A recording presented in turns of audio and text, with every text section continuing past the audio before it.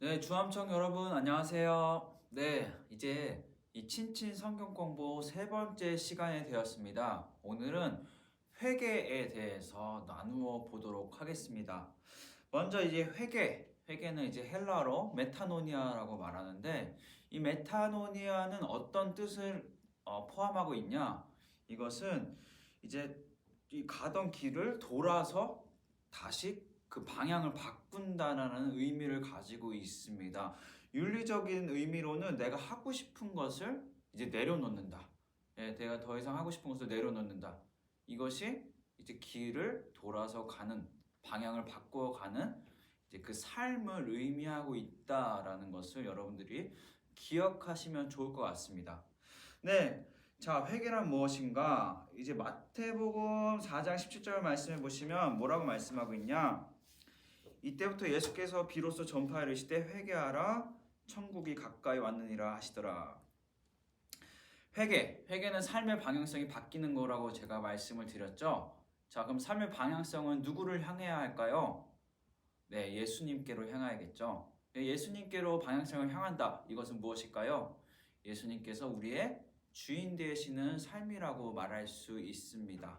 그렇습니다. 그럴 때 어떻게 해요? 천국이 가까이 왔다. 천국이 가까이 왔다라는 건 또 무슨 의미일까요? 물론 이것이 뭐 우리가 앞으로 이제 이 생에서 이 땅에서 죽고 그 이후에 사후세계 때 이제 갈 곳, 그 천국을 의미할 수도 있지만 여기서 천국에 가까이 왔다는 것은 또 다른 의미가 있습니다. 이것이 더 중요하다고 보여지는데요. 그것은 천국, 곧 하나님의 나라인 것이죠. 하나님의 나라는 하나님의 왕되심인 것을 말씀하고 있습니다. 그렇기 때문에 우리가 진정한 회개의 삶을 살아갈 때 하나님 나라가 가까이 온다. 곧 하나님의 왕되신 주 예수 그리스도의 왕되신이 나타내는 삶을 살아간다라는 것을 말씀하고 있습니다. 또한 요한계시록 2장 4절에서 5절 말씀을 보시면 이제 에베소 교회를 책망하는 부분이 나오죠. 유명한 말씀인데 제가 한번 읽어보겠습니다. 그러나 너를 책망할 것이 있나니 너는 처음 사랑을 버렸느니라. 그러므로 어디서 떨어졌는지를 생각하고 회개하여 처음 행위를 가지라. 만일 그러하지 아니하고 회개하지 아니하면 내가 내게 가서 내 촛대를 그 자리에서 옮기리라. 예, 그 차례 그러니까 여러분들 우리가 회개는 한 번으로 끝나는 것이 아니라는 거죠. 회개의 삶은 우리가 매일적으로 반복해야 하는 것입니다. 내가 항상 말씀을 통해서 또 기도를 통해서 내가 삶의 방향성이 예수님께로 가고 있는가? 혹시 내가 아직도 내려놓지 못하고 있는 것들이 있는가? 성경과 기도를 통해서 우리가 계속적으로 이제 내 자신을 자아 성찰을 해야 된다는 것이지요. 네, 근데 그러한 삶을 살아가지 않으면 내 촛대를 그 자리에서 옮기리라라고 말씀하고 있습니다. 네, 이게 분명한 경고이죠. 그러니까 우리는 지속적인 회개의 삶을 살아야 된다. 자, 회개를 한 번 하면 이제 더 이상 하지 않아도 된다. 대표적인 이단이라고 말할 수 있는 구원파죠. 그렇기 때문에 회개는 한 번으로 충분하지 않다는 것을 오늘 그리고 매번 해야 됨을 오늘 여러분들이 깨달았고 아는 시간이 되었으면 좋겠습니다. 또한 삶을 이어져야겠죠. 네, 그리고 사도행전 3장 19절에 보시면 그러므로 너희가 회개하고 돌이켜 너희 죄 없이 함을 받으라. 이같이 하면 새롭게 되는 날이 주 앞으로부터 이를 것이요 라고 말씀합니다. 이제 회개하면은 새롭게 되는 날이 주 앞에 이를 것이다. 이것은 무슨 의미일까요? 이것이 이제 회개를 통해서 우리가 진정한 회개를 통해서 이제 성령님의 인도하심의 삶을 살아갈 수 있다는 것을 의미하고 있습니다.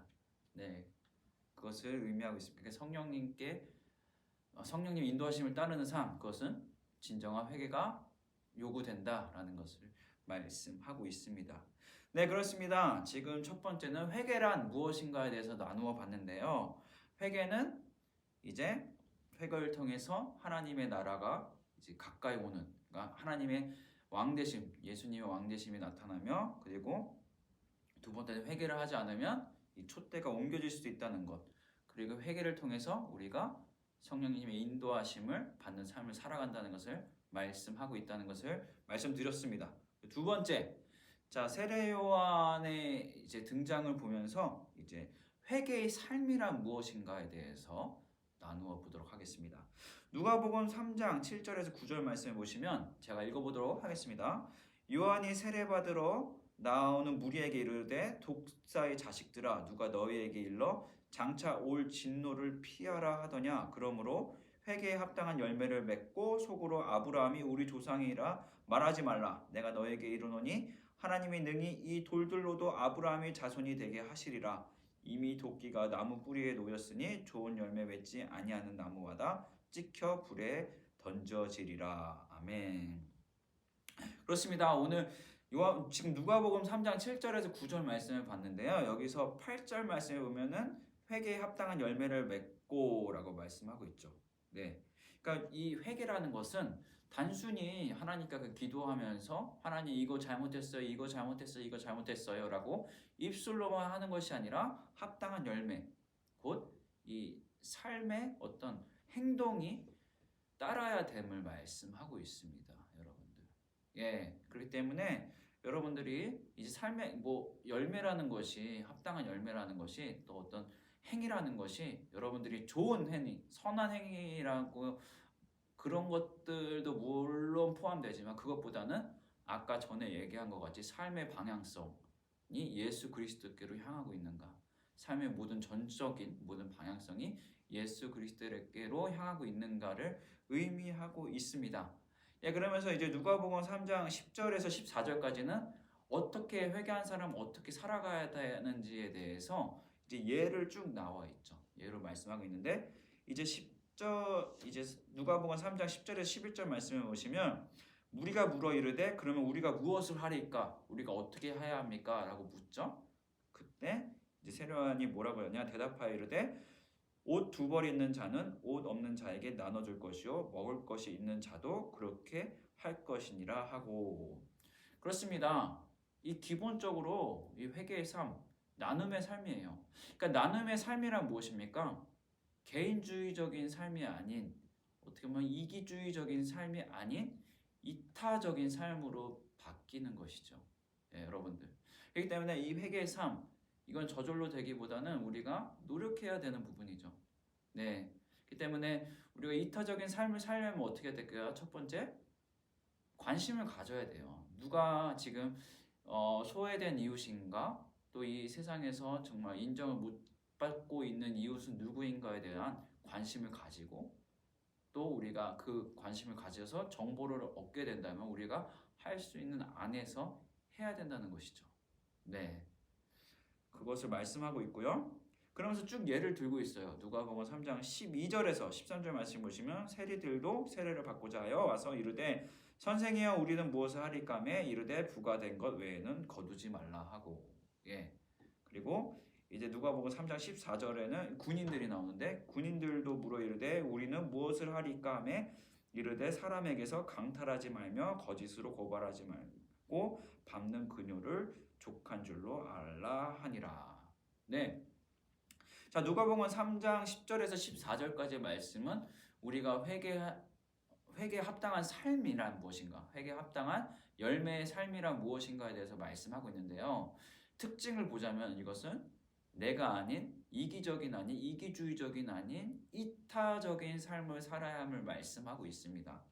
또한 자신이 가진 거에서 자신이 가진 만큼에 대해서 이것에 대해서 충분히 감사할 줄 알고 이거로 만족하는 삶을 살아가야 함을 말씀하고 있습니다. 그렇기 때문에 이제 세례 요한이 얘기하는 회개의 삶이란 간단히 얘기해서 내가 지금 현재 가지고 있는 것에 만족할 줄 아는 삶, 그리고 내가 가진 것에서 이웃에게 나눌 줄 아는 삶이라고 말씀하고 있습니다. 여러분들, 회개는 매우 중요하죠. 이 기독교에서 회개는 매우 중요합니다. 근데 여러분들이 오늘 아시다시피 회개는 그냥 기도할 때 입술로 이거 잘못한 것을 쭉 리스트를 만들어서 그냥 말로 고하는 것이 아닙니다. 우리의 삶의 전적인 방향성이 주 예수 그리스도로 바뀌고 또 우리 삶을 통해서 날마다 예수님께서 주인 되심을 나타나는 삶을 포함하고 있습니다. 또한 그러한 삶은 나 자신을 위한 삶이 아니라 남을 위한 삶, 이웃을 위한 삶, 이타적인 삶인 것을 오늘 본문을 통하여 말씀하고 있습니다.